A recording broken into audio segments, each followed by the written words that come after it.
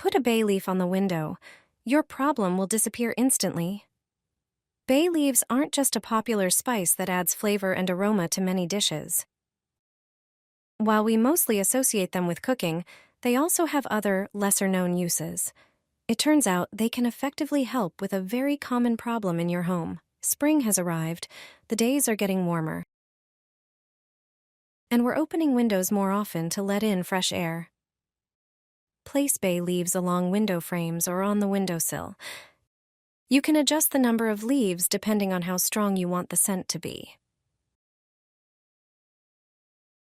This method keeps flies away from your home.